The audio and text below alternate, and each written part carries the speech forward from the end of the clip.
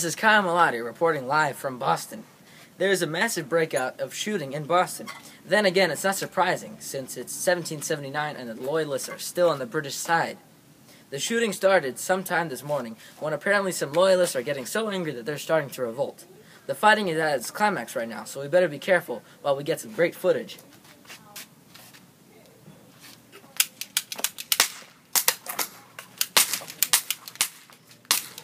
Uh-oh, looks like we're in the middle of the shooting.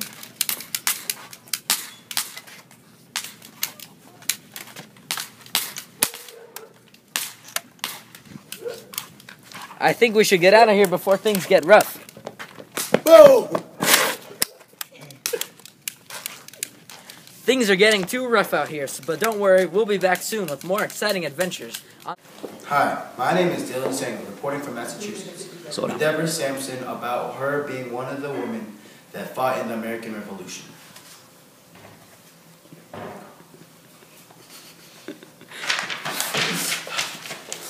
What did you do when you saw your brothers and friends go off to war? I disguised myself as a boy and chose to fight in the war. Okay. What was it like being in the war? It was really scary and life-risky. We had to dodge cannon fire and musket shots pretty much everywhere we went. It was also very exciting. I had never been scared for my life 2 times over. I was scared that people would discover that I was a girl, and I was also scared that the British would kill me. What was the most exciting aspect of being in the American Revolution? Every day we had different tasks of doing things. All the spies and couriers too. We had to get information on the British. We had kept the gossip going around the camp where we were stationed in. Therefore, we were also busy strategizing counterattacks. I couldn't talk because people would discover my voice was not a man's. How old were you when you made your decision of war? I was 13 years old, and it was a very hard decision to make because it was either risking your life for other people or risking your life for your family and friends. What was life like before war? Were you close to your family? It was very calm, I guess, but... Are you okay? I'm fine. It's just that my parents died when I was 7 years old, and I miss them dearly.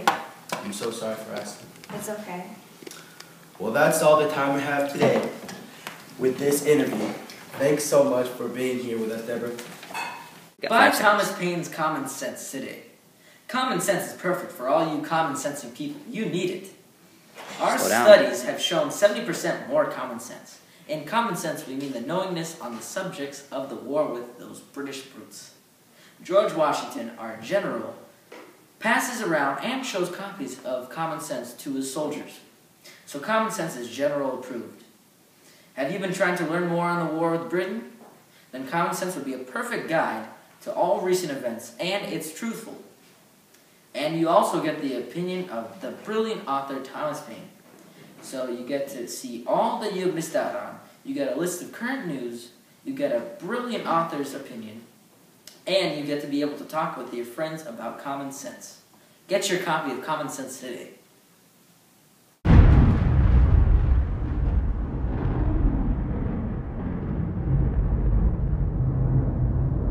Images disturb you in any way? If so, please donate to help the wounded soldiers that are being killed at this moment so they can get the supplies they need to win the battle and heal themselves. We are not going to be able to get the freedom without our honorable soldiers. Support the cause today, and we will give you a free stamp for you to send your postcards. So if you care for the soldiers that are trying to fight for the freedom of the great American citizens, then donate $1 to help give care and help them live. Today we are doing a feature script on Thomas Paine. On January 29, 1737, Thomas Paine was born in Deptford, England. Thomas Paine is a great writer in these days. He has created various good books such as Common Sense and The American Crisis. Here are some pictures of Thomas Paine.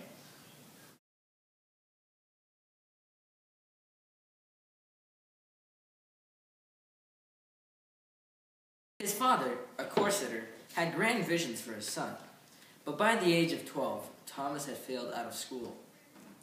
In 1776, Paine published the American Crisis pamphlet series to inspire the Americans in their battles against the British Army. His book, Common Sense, was popular and was informing a very wide audience some ideas that Thomas Paine had created. These ideas were already in common sense, and they were used among the elites who comprised Congress and the leadership of the emerging nation, but were not as well in detail as Thomas Paine's books. Soon afterwards, he left to France. Paine remained in France until 1802, when he returned to America on an invitation from Thomas Jefferson, where he died on June 8, 1809. Only 6 people attended his funeral, as he had been ostracized for his ridicule of Christianity. After his death in New York City on June 8, 1809, the newspapers read, "He had lived long, did some good and much harm, which time judged to be an unworthy epitaph."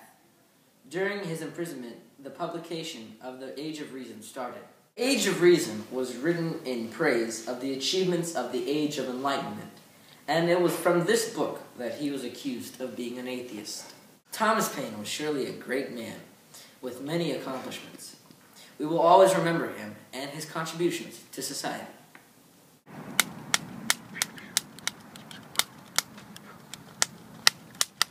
Go, go, go. Go, go, go. Blockade.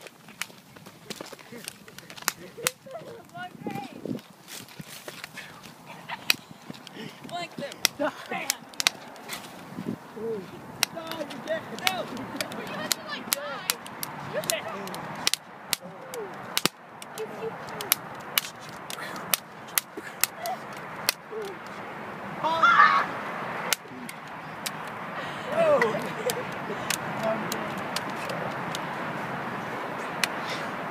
Yeah. We surrender. We surrender. Surrender. Surrender. Okay. Where the guns are? Where the guns? Alright. Give me the guns. Alright. Alright. Put the guns down. Good. Alright. CJ's gonna die this one. Fire shot. Is that a bullets? Bam.